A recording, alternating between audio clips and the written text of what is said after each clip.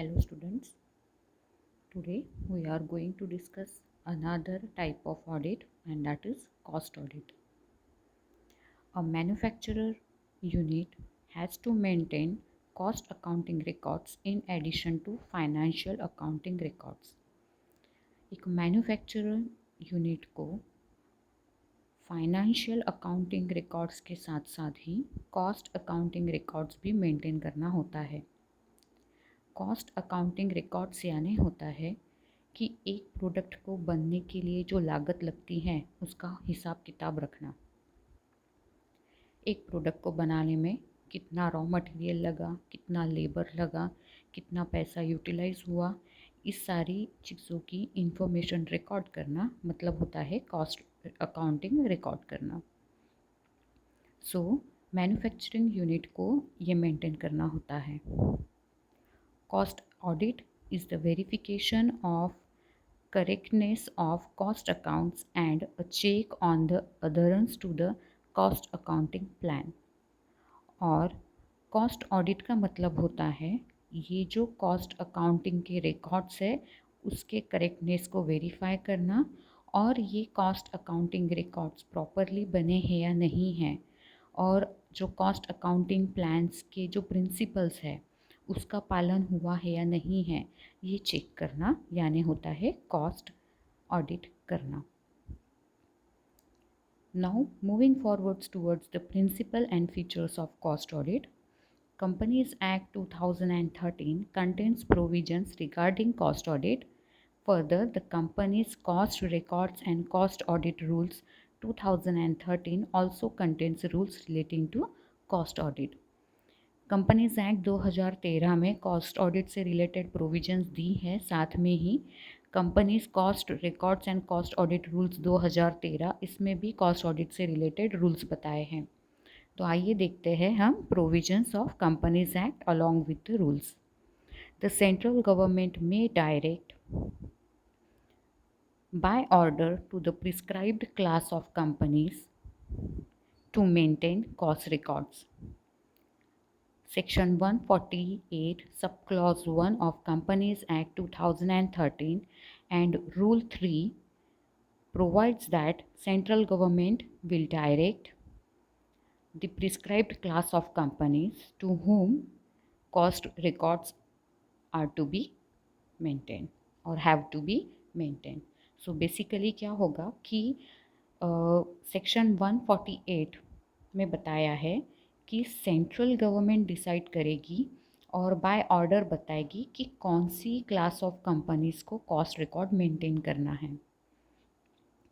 Rule 3 of companies act contains two types of tables, namely table A which contains the list of companies which covered under regulated sector, and table B which contains the list of companies which covered non-regulated sectors. So basically cost records are mandatory for the companies engaged in manufacturing goods or provision of services which are listed in table A or table B, and the total aggregate turnover of such companies from all its productions or services is more than 35 crores in the preceding financial year. So rule 3 में दो category के table बताए हैं, table A and table B. Table A में regulated sector बताए हैं और table B में नॉन रेगुलेटेड सेक्टर। तो जो कंपनीज इस टेबल में इंक्लूड होती हैं उनको कॉस्ट रिकॉर्ड करना मैंडेटरी है। साथ ही में इन कंपनीज के जो प्रोडक्शन और सर्विसेज है उससे इनका अगर एग्रीगेट टर्नओवर 35 करोड़ से ज़्यादा होता है प्रीसीडिंग फाइनेंशियल ईयर में, पिछले प्रीवियस फाइनेंशियल ईयर में, तो 35 करोड़ का टर्नओवर अगर होता है या उससे ज़्यादा का टर्नओवर ऐसी कंपनीज़ का होता है तो इन कंपनीज़ को कॉस्ट रिकॉर्ड्स मेंटेन करना मैंडेटरी है, कंपलसरी है। Second provision is central government by order may direct for audit of cost record of class of companies as mentioned in Rule 3 and which have a net worth turnover of such amount as may be prescribed. The cost audit shall be conducted in the manner specified in the order. So second provision में बताया है कि central government turnover की limit fix करेगा। एक prescribe turnover अगर cross होता है कंपनी द्वारा, जो कंपनीज टेबल ए और बी में बताई है रूल 3 में, इन कंपनीज़ का अगर टर्नओवर का लिमिट अगर क्रॉस होता है तो इन कंपनीज़ को कॉस्ट ऑडिट करवाना मैंडेटरी होता है। तो अब मान लो जैसे कि टेबल ए में जो कंपनीज़ है, अगर उनका एनुअल टर्नओवर 50 करोड़ है या 50 करोड़ के ऊपर जाता है, या इनके इंडिविजुअल प्रोडक्ट का टर्नओवर 25 करोड़ है या 25 करोड़ से ज़्यादा जाता है, तो ऐसी ए कंपनीज़, ए कैटेगरी की कंपनीज़ को, ए टेबल में जो कंपनीज़ आती है उन कंपनीज़ को कॉस्ट ऑडिट करवाना कंपलसरी हो जाता है। साथ में बी टेबल बताया है, तो ऐसे कंपनीज़ का टर्नओवर अगर 100 करोड़ के ऊपर जाता है तो उनको भी कॉस्ट ऑडिट करवाना कंपलसरी होता है। तो ये दो मेन इम्पॉर्टेंट प्रोविजंस है कॉस्ट ऑडिट से रिलेटेड। अब चलते हैं आगे की प्रोविजंस देखते हैं। Cost audit shall be conducted by a cost accountant in prescribed in practice who shall be appointed by board of directors of the company। तो कॉस्ट ऑडिट यह कॉस्ट अकाउंटेंट द्वारा होगा, और ऐसा कॉस्ट अकाउंटेंट जो in practice है और जिसका अपॉइंटमेंट बोर्ड ऑफ डायरेक्टर्स करेगी, उसके द्वारा यह कॉस्ट ऑडिट किया जाएगा। बेसिकली वो कॉस्ट ऑडिटर ये इंश्योर करेगा कि जो रिकॉर्ड्स कंपनी ने मेंटेन किए हैं वो करेक्ट है या नहीं, और उसमें कोई मिस स्टेटमेंट, कोई फ्रॉड या एरर तो नहीं हुआ है, इस बारे में वह कॉस्ट अकाउंटेंट जो कि एज अ ऑडिटर बोल के काम करेगा, इस बारे में बोर्ड ऑफ डायरेक्टर्स को इन्फॉर्म करेगा। A statutory auditor of a company can not act as a cost auditor of that company. So statutory auditor cannot act as a cost auditor of that particular company. So cost auditor should be an independent person.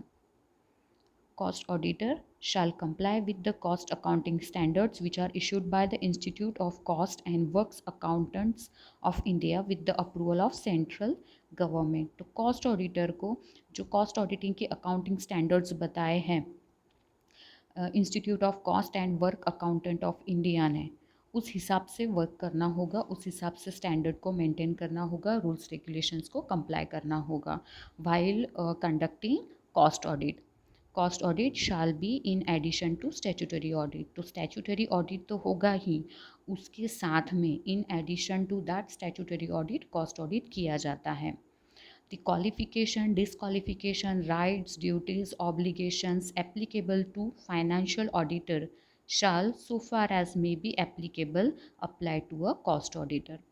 So, जैसे statutory audit हमने देखा है, तो financial auditor को जो जो educational qualifications और other than educational qualifications companies act में जो उनकी ड्यूटीज़, राइट्स, ऑब्लिगेशंस बताए हैं, डिस्क्वालिफिकेशंस बताए, वो सारे के सारे ही लगभग कॉस्ट ऑडिटर को भी अप्लीकेबल होंगे। That means a cost auditor should be an independent person. Every company to which cost audit is essential has to appoint a cost auditor within 180 days of commencement of financial year। तो हर वो company जिसको cost audit करना compulsory हो जाता है, ऐसे company को financial year की शुरुआत होते ही विदिन 180 डेज कॉस्ट ऑडिटर की अपॉइंटमेंट करना ज़रूरी होता है। Every cost auditor who conducts an audit of cost records of company shall submit the cost audit report along with his reservations, qualifications or observations to board of director of company within 180 days from the close of company's financial year to which the report relates। तो cost auditor को 180 days के अंदर company के board of directors को ये cost audit report submit करनी होती है अलॉन्ग विथ हिज ऑब्जर्वेशंस। तो जब कंपनी का फाइनेंशियल ईयर क्लोज होगा, उससे लेके 180 डेज़ के अंदर ये कॉस्ट ऑडिट रिपोर्ट ऑब्जर्वेशन के साथ में कॉस्ट ऑडिटर को बोर्ड ऑफ डायरेक्टर्स को सबमिट करना होता है। Next one is a company shall furnish cost audit report to central government along with full information and explanation on every reservation and qualification contained therein within 30 days from the date of receipt of copy of cost audit report from the cost auditor। तो company को जैसे ही cost auditor ने report submit की उसके 30 दिन के अंदर central government को ये रिपोर्ट फर्निश करनी होती है, सबमिट करनी होती है। अब इस रिपोर्ट में अगर कॉस्ट ऑडिटर ने कुछ अपने ऑब्जर्वेशंस लिखे हैं, कुछ कंडीशंस या क्वालिफिकेशंस लिखी है, कुछ चीज़ें उसने पॉइंट आउट की हैं, तो उन चीज़ों का फुल एक्सप्लेनेशन, फुल इंफॉर्मेशन के साथ में कंपनी को यह रिपोर्ट सेंट्रल गवर्नमेंट को सबमिट करनी होती है। Some other features of cost audit can be stated as under. Cost audit is a process for verifying the cost of manufacture or production of any article on the basis of accounts as regards utilization of material, labor and और other items of cost maintain by the company. तो basically cost audit ये verification process है जहाँ पे कोई article का, product का production और मैन्युफैक्चरिंग का कितना खर्चा होता है उसको वेरीफाई किया जाता है, उस पर कितना मटेरियल यूज़ हुआ है, कितना लेबर लगा है, तो ये सारी चीज़ें वेरीफाई होती है कॉस्ट ऑडिट में। Cost audit involves examination of whether the methods laid down for ascertaining cost and other relevant decisions are being implemented। साथ में ही कॉस्ट ऑडिट में ये चीज़ भी एग्जामाइन होती है कि जो कॉस्ट ऑडिट करने के लिए या कॉस्ट अकाउंटिंग रिकॉर्ड्स मेंटेन करने के लिए जो मेथड्स बताई है, जो प्रिंसिपल्स बताए हैं, वो प्रॉपरली फॉलो हुए हैं या नहीं हैं, उनको प्रॉपरली इम्प्लीमेंट किया गया है या नहीं है, या बोर्ड ऑफ डायरेक्टर्स ने कॉस्ट अकाउंटिंग रिकॉर्ड से रिलेटेड जो प्लान बनाए हैं, जो डिसीजंस लिए हैं, वो प्रॉपरली इम्प्लीमेंट हुए हैं या नहीं है, इसका एग्जामिनेशन भी कॉस्ट ऑडिट में किया जाता है। It involves verification of correctness of cost accounts and ensures whether the plan prepared in this connection has been duly executed। It means whether there is adherence to the cost accounting plan।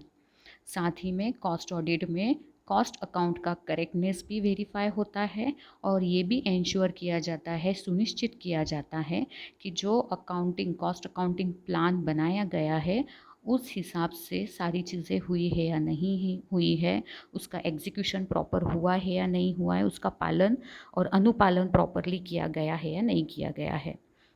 Cost auditor is expected to examine cost book, cost accounts, cost statements, and all other relevant documents to see not only that they have been correctly written and recorded, but that they also give a fair and correct picture of business with regard to costing operations। तो cost auditor को सिर्फ books ही check नहीं करने हैं, accounts ही check नहीं करने हैं, बल्कि उसको ये भी देखना है कि ये सारे अकाउंट से, बुक से करेक्ट पिक्चर सामने आता है या नहीं आता है। मतलब अकाउंट कॉस्टिंग ऑपरेशंस, जो भी कंपनी खर्चा लगा रही है एक प्रोडक्ट को बनाने में, तो उसका करेक्ट पिक्चर भी दिखना चाहिए। Cost audit should be taken up both in letter and spirit। Cost audit is not punitive in nature। It identifies areas of weakness, invisible losses, unaccounted efficiencies, which ultimately result in adverse effect on the financial health of the organization। Cost audit helps in getting early warning signal for remedial actions।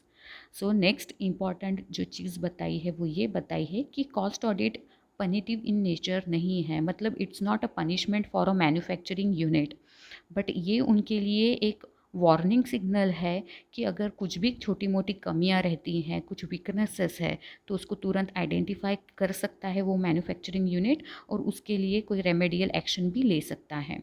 अपनी inefficiencies, accounting inefficiencies, ऐसे losses या ऐसी चीज़ें जो books में record नहीं की गई हैं, उसको इजीली आइडेंटिफाई किया जा सकता है कॉस्ट ऑडिट के थ्रू, और कंपनी अपने फाइनेंशियल पोजीशन को और साउंड बना सकती है कॉस्ट ऑडिट के द्वारा। तो कॉस्ट ऑडिट एक तरह से रेमेडी है, ना कि कोई पनिशमेंट है। Now, moving forwards towards the objectives of the cost audit, the first one is to assist government in fixation of proper prices for essential commodities. तो बेसिकली कॉस्ट ऑडिट इस इंटेंशन से ही किया जाता है कि गवर्नमेंट को help हो essential commodities की प्राइस फिक्स करने के लिए। प्राइस फिक्सेशन में गवर्नमेंट को हेल्प करने के लिए कॉस्ट ऑडिट किया जाता है। इसेंशियल कमोडिटीज़ की प्राइसेस गवर्नमेंट ही फिक्स करती है, और जब गवर्नमेंट को कॉस्ट ऑडिट द्वारा उस कमोडिटी को बनाने का खर्चा पता चलता है तो गवर्नमेंट के लिए ये आसान हो जाता है उसका प्रॉपर प्राइस फिक्स करना। To enable government to give protection to certain industries in the economy, साथ ही में गवर्नमेंट को ये भी गवर्नमेंट के लिए आसान हो जाता है कि कौन सी इंडस्ट्रीज़ को गवर्नमेंट की प्रोटेक्शन की ज़रूरी है। ये चीज़ क्लियर होती है कॉस्ट ऑडिट के द्वारा, और गवर्नमेंट फिर आसानी से उन इंडस्ट्रीज़ को टैक्स में छूट देके और अलग अलग तरीके से प्रोटेक्ट कर सकती हैं, जो कि इकोनॉमी के लिए इसेंशियल इंडस्ट्रीज़ है। प्लस अगर वो वीक चल रही है तो ऐसे इंडस्ट्रीज़ को गवर्नमेंट आसानी से प्रोटेक्शन दे सकती है, और ये चीज़ कॉस्ट ऑडिट द्वारा इजीली क्लियर होता है। To help in removing inefficiencies that may arise in utilization of scarce resources, so so as to ensure maximum utilization of available natural resources. So inefficiencies जो भी है उसको रिमूव करने के लिए और स्कार जो रिसोर्सेज है उनका ऑप्टिमम यूटिलाइजेशन के लिए ही कॉस्ट ऑडिट किया जाता है। नेचुरल रिसोर्सेज को अच्छी तरीके से यूज़ करने के लिए कॉस्ट ऑडिट किया जाता है।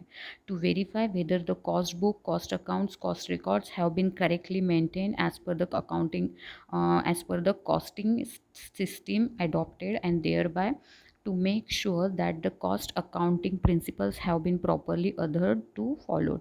साथ ही में cost accounts books records properly maintain हुए हैं या नहीं है, अकाउंटिंग सिस्टम्स प्रॉपरली फॉलो की है या नहीं है, अनुपालन हुआ है या नहीं है प्रिंसिपल्स का, वो सारे चेक करने के लिए भी कॉस्ट ऑडिट किया जाता है। To verify whether cost plan has been properly अडहेड टू, कॉस्ट प्लान का एग्जीक्यूशन प्रॉपर हुआ है या नहीं, उसका पालन हुआ है या नहीं, ये चेक करने के लिए भी कॉस्ट ऑडिट किया जाता है। And to detect prevent error fraud misappropriation defalcations, तो साथ ही में frauds errors and misappropriations identify करने के लिए, डिटेक्ट करने के लिए और उसको प्रिवेंट करने के लिए भी कॉस्ट ऑडिट किया जाता है। तो यहाँ हमारा ये टॉपिक कंप्लीट होता है। नेक्स्ट सेशन में हम आगे का टॉपिक स्टडी करेंगे। Thank you.